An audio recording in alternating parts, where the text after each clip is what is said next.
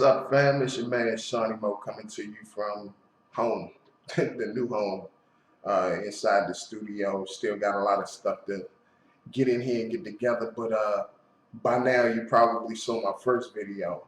So this one is definitely entitled "What Should My Next Course of Action Be?" And if you are legally aware of what I could do, please feel free to reach out to me. I will give my email address at the end of this video. Let me give you the scenario, okay? Um, since I've started this new position, I can honestly say I have not. Today is probably the first time in maybe two times, three at best, where I've had back-to-back days off for me to be able to just rest my mind and my body so I can be good and clear to get in and do the job like I know I can do and like some of you know I can do. But this particular audio clip was taken from a situation that occurred, here we go with that word, a situation that occurred on New Year's Eve on site. Uh, it was approximately 10:30, 10:45 p.m. Um, Now, the backdrop to this is I had worked every holiday. I had worked Thanksgiving. I had worked Christmas Eve. I had worked Christmas Day. Here I was working New Year's Eve, and technically I was tired. Physically, I was tired. Mentally, I was tired. If you know me, you know that I worked a night shift, 10 p.m. to 7 a.m., and I'm not going to lie to you. Sometimes I'm in there early because we just need coverage, and sometimes I stay late because, folks ain't taking what they do serious sometimes, or they may run into a situation where they're coming in, won't be able to make it on time. Not my fault. I'm committed. But this particular day, I was done. I was physically tired. I was mentally tired, but I was scheduled to come in, and I came in. Part of it was I never got the opportunity to spend the holiday with my family. Everybody else got a chance to do it. Some people were allowed to be able to work from home. I wasn't given that opportunity. I had not seen my children. I didn't get a chance to see my grandson. And so here I was working and technically was going to be the only one in there, scheduled to be in there. And yeah, I was upset, but I still had a job to do. Some things had occurred prior to me getting there. So the situation was already kicked off and possibly hostile to begin with. The supposed manager had been drinking prior to anything going down on site. Now, I was informed that the manager was coming on site, and by that time, I had responded to the individual and said, "No, tell him to stay home because we got work to do." I had just been hit with an email that stated that we needed to focus on getting a supposed backlog straight, which meant that I'm already here for New Year's Eve and I can't see my family to bring the New Year's in. So let me just jump into this work so that I won't think about it. This manager showed up anyway, under the influence of alcohol. Mind you, they were driving in the streets of DC and possibly wherever they came from, Maryland or Virginia, under the influence of alcohol. They came in, they sat at the desk next to me, and when they spoke, the smell of alcohol was extremely strong. So I asked, have they been drinking? Now, I'm the team lead. I'm the night team lead, which means that anybody that's in there with me, I'm responsible for. Okay? I take that very serious. They responded, yes, I've had a couple beers, but it didn't smell like a couple beers. It smelled like more than a couple beers. And in a way, you could tell they had been drinking more than a couple beers. So I kind of got up out of my chair and said, I'm going to have to ask you to leave. They questioned why. I said, well, because one, you're on a customer site and you got the smell of alcohol on your breath and you're not really acting professional. So I got work to do and I need you to leave. The individual wants to try to talk to me to get into what their day was like, and I responded back, I'm not really concerned about your day. I'm talking about my night, and right now I have work to do, so can I ask you to leave? And from there, it kind of just went south with this individual, and it went south extremely fast. I want you to take a listen to a clip of what occurred, and then I'm gonna come back and ask you, what are my course of actions? What other course of actions can I take? Because I'm gonna let you know what happened from the investigation, okay? Have a nice day. This project is all on you guys. I hope the rest of you have a job. And then you'll be here Monday morning. Screw you. You'll be here Monday morning. Screw you, Sean. Y'all hear this, right? You're a loser, and since I quit, You hear this, right? You hear your manager talking and to may me. have been recorded. You hear your manager talking to me like this, right? Actually, let me make that phone call right now because I'm so buzzed up. Right here, right now, in front of Menage. Let me tell the entire NCO You see this, right? Maria quits. Right in front of you. You see this, right? You think I'm kidding? You think I'm kidding? This is funny. You think I'm kidding? This is funny. This is fucking hysterical. You and your con artist buds. Maria? Wait. Go ahead, man. Why'd you It's in happening. here? No, Just go. I don't want to see it. No, you don't want to see it because man. Go we ahead. wouldn't want somebody Just to go. Happy New Year to you. Just go. No, I'm done.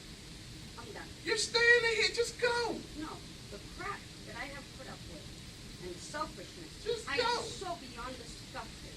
Just go. This is Just bad. leave. Come on. Let's walk you to the door. No, you don't need to walk me to the door. I know your security is removed from here. You do that. Unbelievable. I'm not having security because I have all the contacts. Now, mind you, after all of that, I was really messed up because I just could not believe what had just transpired there on the contractor's site. And you know, having spent 22 years in this field, I've never ever in my life been exposed to a situation where someone who is in authority, like this person was, literally just comes into, once again, the client site under the influence of alcohol, acting the way that they did. Like I said earlier, you know, I was tired. One of the things with this particular place of employment, with this business, with this particular job and position, there were quite a few dynamics going on involved in this.